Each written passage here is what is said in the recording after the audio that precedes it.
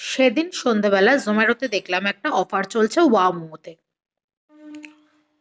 Wow মোমোর Ajoy Nagar outlet থেকে তাই অর্ডার দিয়ে ফেললাম একটা কম্বো, যার দাম ছিল 249 without any taxes, charges and delivery charge. এই কম্বোটার মধ্যে ছিল 8 piece pan fried momo in tomato garlic sauce, দুটো চিকেন মবার্গ আর 2 বোতল পেপসি। তবে এই এত কিছু কিন্তু আমি একা খাইনি, মা আর বাপিকে ভাগ দিয়েই খেয়েছি।